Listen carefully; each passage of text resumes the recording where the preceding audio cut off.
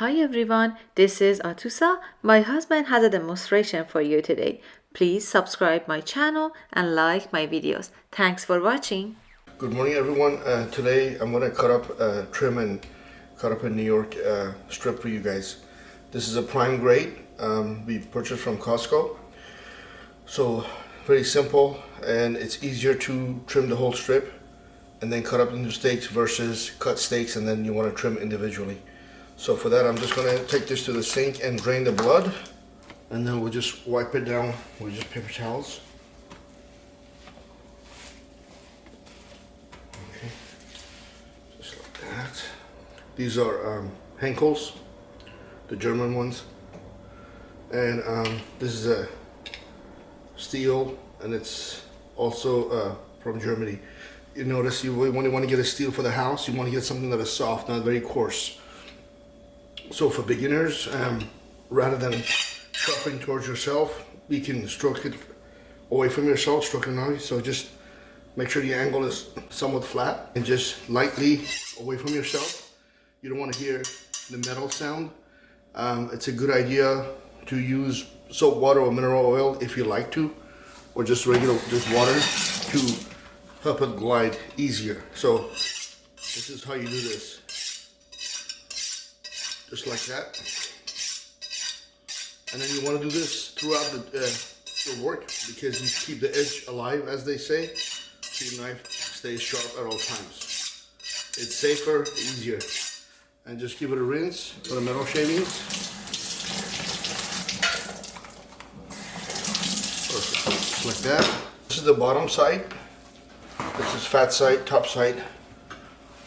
Get the bottom side first, because it has a lot of veins and gristles, as you can see right here when they separate this from the T-bone, and there's some bone chips in here too. So just, this is the eye, this is the tail.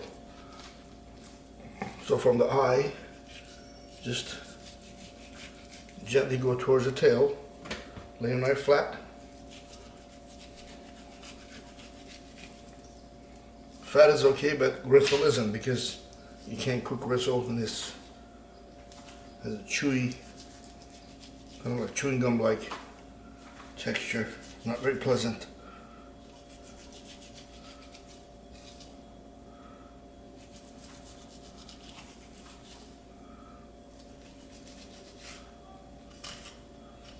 Yeah, this is prime grade, so it has a lot more marbling than choice.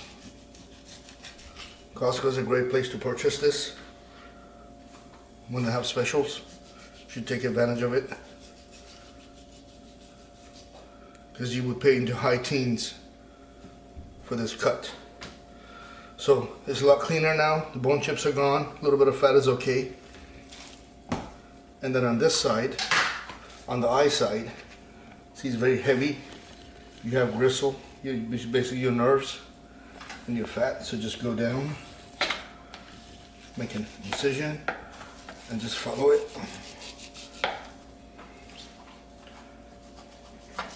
Let me flip this around so you can see better.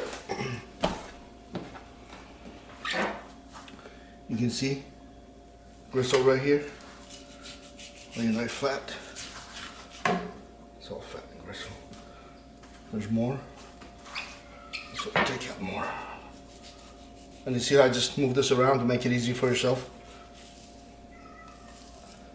See, now you're down to fat. So remove the gristle.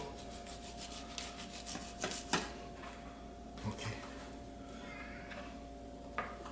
And then now you have the tail side. This is the eye side. This is the tail side. Just lay your knife flat and use your board as a guide. And just get the V shape.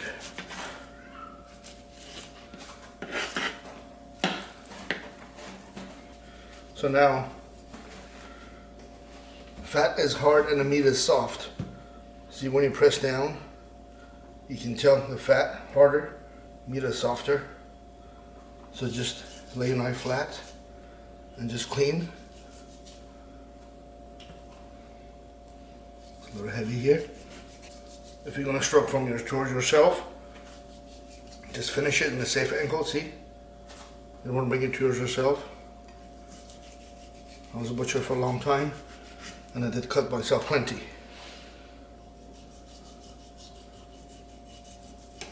Okay, so now this strip is pretty even. You want to get it all even. So now you're ready to cut steaks. See, nice and clean on the bottom, the eye side and the tail side. Okay, so you see your eyes are not even. See that? It's not an even square. It's not a perfect rectangle. So what you do, just the first steak, you can just even it out. You can use this for something as an appetizer, stir fry, it doesn't matter. See the marbling here? I'm gonna lay this right here. This is about an inch, your fingerling. It's about an inch is plenty.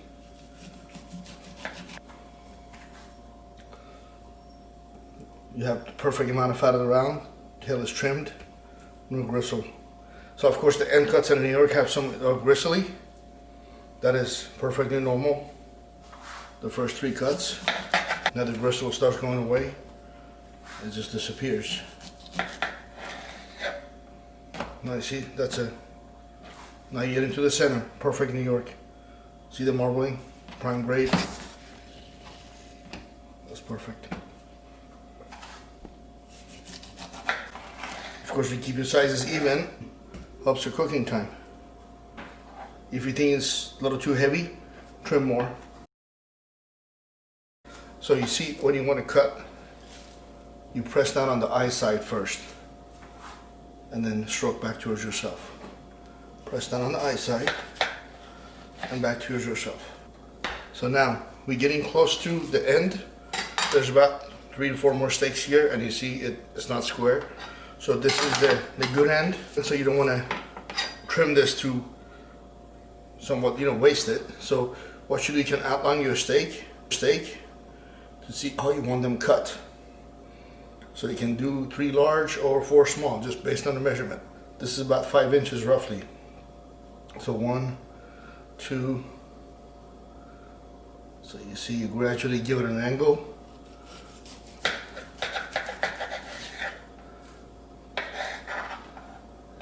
Larger steaks, and that is fine.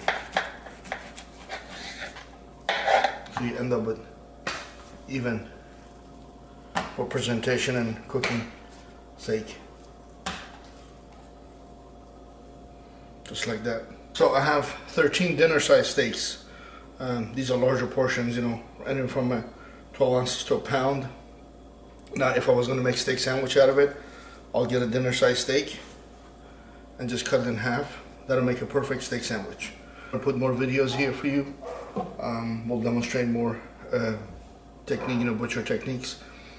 Please send your request to my wife Atusa, and we'll demonstrate, for example, how to debone a whole chicken or chicken breast, or do leg of lamb, pork loin, anything that you like.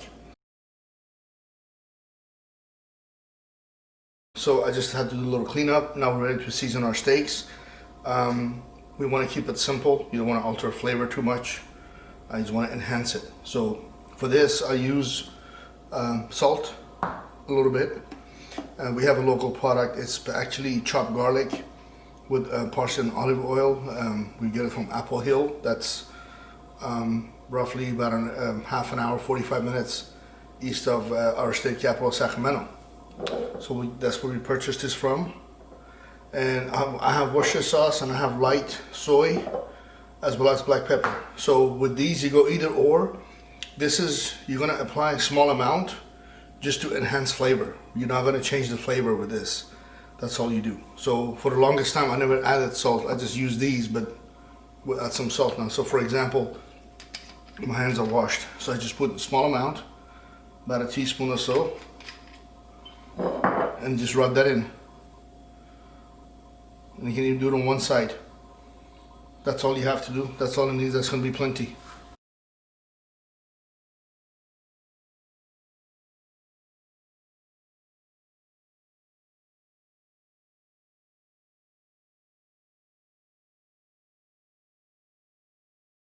And I forgot, I just like to add a little bit of olive oil, regular olive oil at the end, just for the touch up. So we have our black pepper now.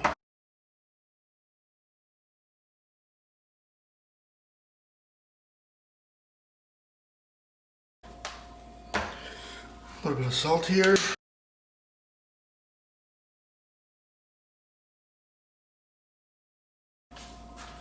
So this other product, I purchased that from our Middle Eastern store. They are located in your major cities or metropolitan cities. This is made by Sadaf. Sadaf means seashell. It's a Farsi Iranian brand, and they have products coming out of Iran, Turkey, and believe it or not, Southern California. So this product, it's really inexpensive. I believe it's like $1.99 or $2.29. That's all it costs. So it is truly sea salt and does supply you iodine. We know it's good for you, especially if you don't live near the sea, you don't consume a lot of seafood. It's good to have a little bit of iodine in your diet. And then now we need to add the garlic and the olive oil. So just do this. Garlic is really potent. You don't want to overdo because it takes over. Just a chopped garlic with. Actually, the way I do it is you use a little bit of it and just with your clean hands, just grab this bunch and just rub. You don't need much, trust me. This makes great garlic bread. It'll take over your whole kitchen. I just set these in a pan in Tupperware and let them marinate. You know, it's a steak, minimum half a day, so you want things to settle in there. Overnight is plenty. If it's a larger steak, you don't want to do any more. That'll be plenty for it. So now, for the bottom, I use a little bit of olive oil in there, just a small amount, it helps, gives a little sear when you put this on a barbecue. And I put a shot of Worcester sauce in there. Okay. Now this is just a demonstration. You can do this in a flatter, so you can stack more, but this is just going to be fine also. So just stack. Like a stack right here.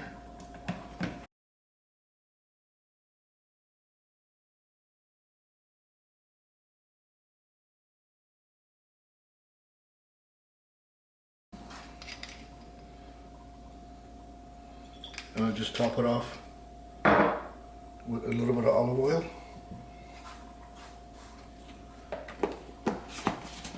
Get the hair out of it. Okay, we're done. This is good. We can cook this tonight or cook it tomorrow, but it doesn't need to be there too long.